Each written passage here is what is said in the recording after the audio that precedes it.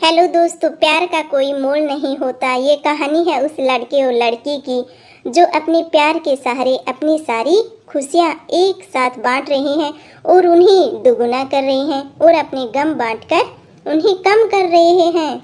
इस कहानी में अनिरुद्ध नाम का एक लड़का है और प्रिया नाम की एक लड़की है। अनिरुद्ध बड़ा ही सीधा साधा सा लड़का है। अनिरुद्ध के लिए उसका परिवार ही सब कुछ होता है। अनिरुद्ध अपने परिवार के लिए कुछ भी कर सकता है, इसलिए वह दिन रात मेहनत करता है और दिन रात मन लगाकर पढ़ाई करता है। साथ ही साथ कुछ काम भी करता है जिससे उसे कुछ पैसे कमा सके। अनिरुद्ध दिन रात इसीलिए मेहनत करता है ताकि वह पढ़ लिख कर कुछ कर सके और बड़ा आदमी बन सके, अपने परिवार का नाम रोशन करे।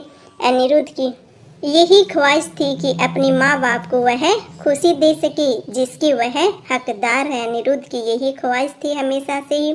और अनिरुद्ध इंजीनियरिंग करता है, साथ ही साथ वह पार्ट टाइम जॉब भी करता है। अनिरुद्ध चाहता है कि वह बहुत ही बड़ा आदमी बने, उसे अपने करियर में सक्सेसता मिले। सक्सेस होना चाहता था ताकि आगे चलकर उससे उसके परिवार को किसी भी तरह की मुसीबत का सामना ना करना पड़े।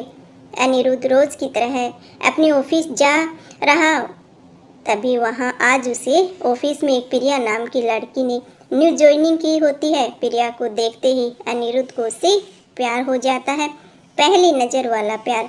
प्रिया भी अनिरुद्ध की तरह ही सीधी सादी लड़की होती है जिसके लिए उसका परिवार और उसका फ्यूचर ही सब कुछ होता है।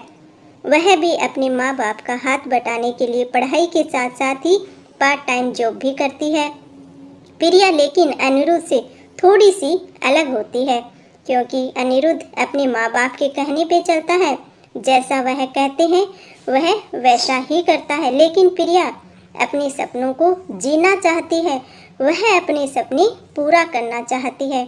उसका जो दिल चाहता है वह वही करती है। उसने कभी दुनिया की फिक्र नहीं की थी, लेकिन उसके परिवार की पुरानी सोच उसके सपनों के आड़े आ गई, इसलिए प्रिया अपने सपने अब तक जी नहीं पा रही थी। पर उसके मन में अभी भी एक आशा जगी हुई थी कि कभी तो उसके सपने पूरे होंगे। उसका भगवान में भी काफ़ी विश्वास था, उसे यकीन था कि एक न एक दिन उसके सपने जरूर पूरे होंगे, जरूर साकार होंगे। जब अनिरुद्ध और प्रिया की पहली मुलाकात हुई, अनिरुद्ध उसे अपना दिल दे बैठे। उस दिन से दोनों में दोस्ती भी हो गई। प्रिया को भी अनिरुद्ध का स्वभाव अच्छा लगने लगा था। अनिरुद्ध हर वक्त उससे बात करता, उसका छोटी छोटी चीज़ों में मदद करता और हर वक्त उसका ख्याल रखना, हमेशा उसे पूछना कि उसने खाना खाया कि नहीं खाया है। धीरे धीरे प्रिया भी अनिरुद्ध को पसंद करने लग गई, एक दूसरे को दोनों ही पसंद करने लग गए। फिर एक दिन अनिरुद्ध ने प्रिया से अपने प्यार का इजहार किया तो प्रिया ने भी हाँ कह दी, क्योंकि प्रिया को भी प्यार चाहिए था। वह हमेशा ही अकेली थी, अंदर से उसे कभी भी इतना प्यार मिला ही नहीं किसी से, और ना ही किसी ने कभी उसकी परवाह की थी जितनी अनिरुद्ध करता था। ऐसा स्वभाव प्यार भरा और परवाह करने वाला देखकर प्रिया ने उसके प्यार को कबूल किया और अपने प्यार का भी इजहार किया। इसी तरह दोनों एक साथ घूमते मिलते, एक दूसरे से बातें करते और अपने प्यार की खुशियों के पल समेटते रहे। प्यार में मीठी तकरार भी होती ही, इनके बीच की तकरार हुई पर इन्होंने एक दूसरे को समझा और एक दूसरे को संभाला भी, हमेशा ही एक दूसरे का साथ दिया। दोनों एक दूसरे के साथ ही खड़े रहे, मुसीबत में और खुशियों में भी। अनिरुद्ध और प्रिया दोनों एक साथ ही कॉलेज जाते, एक साथ ही काम पर जाते, जहाँ जाते हमेशा ही दोनों एक दूसरे के साथ ही रहते थे। इसी तरह खट्टी मीठी यादों के साथ दोनों ने एक साथ 4 साल गुजारे। साथ ही साथ अनिरुद्ध इंजीनियर बन गया जिससे काफ़ी अच्छी नौकरी है और प्रिया भी एक राइटर बन गई। साथ ही साथ वह अच्छा गाना भी गाती है। अनिरुद्ध ने उसका सपना भी पूरा करने में मदद की थी और गाना गाने का और अपनी आवाज़ को लोगों तक पहुंचाने का उसने काफ़ी मदद की। इतना समय अच्छा साथ गुजारने के बाद दोनों के बीच में प्यार बहुत ही गहरा हो गया और दोनों ही एक दूसरे के बिना अब जी नहीं सकते थे। दोनों ने एक दूसरे के दिल की धड़कन बन चुके थे दोनों ही, और दोनों ने सोचा कि वह अब अपने परिवार वालों को उनके रिश्ते के बारे में बताएंगे, परिवार वालों से बातचीत करेंगे। जब दोनों ने यह बात अपने घर पे बताई तब दोनों के ही परिवार वालों ने इस रिश्ते से इनकार कर दिया।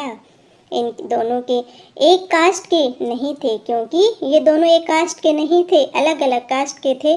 तो इसलिए इन्होंने परिवार वालों ने, इसके परिवार के जो भी लोग थे, उन्होंने मंजूर नहीं किया इस रिश्ते को। उनके बच्चे उनके खिलाफ जाकर, बिरादरी के खिलाफ जाकर, अपनी कास्ट के खिलाफ जाकर किसी और से शादी करें। उन दोनों के परिवार वालों ने उनका मिलना, फ़ोन पे बात करना सब बंद कर दिया था। दोनों एक दूसरे के बिना नहीं रह पा रहे थे, दोनों ही एक दूसरे की याद में तड़प रहे थे, दोनों ही एक दूसरे को मिलने के लिए भी बेचैन थे। अनिरुद्ध जो अपने परिवार की इतनी इज्जत करता था, उनके लिए कुछ भी कर सकता है, उन्हें कभी दुखी नहीं देख सकता था। अपने परिवार की खातिर उसने प्रिया को भी भुलाने का फैसला कर लिया। प्रिया को अपने प्यार और भगवान पे पूरा भरोसा था, तो उसने यकीन था कि वह एक न एक दिन जरूर अनिरुद्ध के साथ ही होगी, इसलिए उसने कभी भी हिम्मत नहीं हारी। उसने बहुत कुछ किया अनिरुद्ध को पाने के लिए भी। रोज़ सुबह शाम को भगवान से प्रार्थना करती थी कि भगवान कुछ करो, बस आप ही का सहारा है।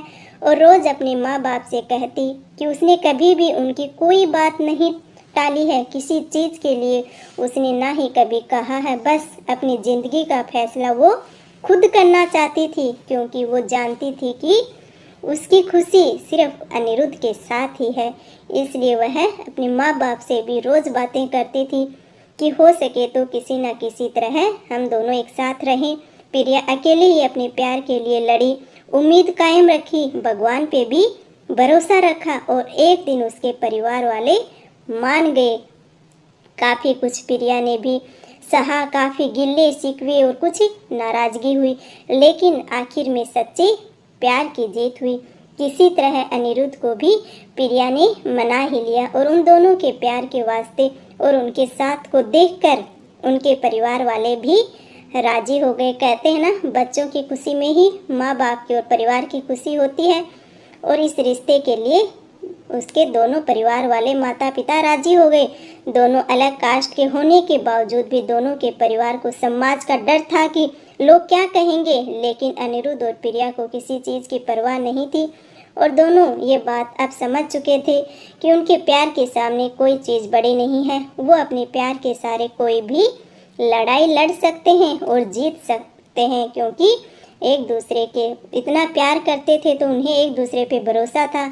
आज के ज़माने में कुछ लोग ऐसे भी हैं जो अब भी जात पात ऊंच नीच को मानते हैं, पर इस कहानी से हमें यही शिक्षा मिलती है, यही सीखने को मिलता है कि प्यार की कोई जात नहीं होती, प्यार का कोई धर्म नहीं होता, प्यार तो प्यार होता है तो आखिरकार इंसान ही सभी, जिसके सहारे हम जिंदगी खुशी से जी सकते हैं। तो ये कास्ट वगैरह है, ये तो ऊपर वाले के हाथ में, भगवान के हाथ में, हमारे हाथ में कुछ भी नहीं है। लेकिन कहते हैं ना कि खून तो सब में लाल ही होता है।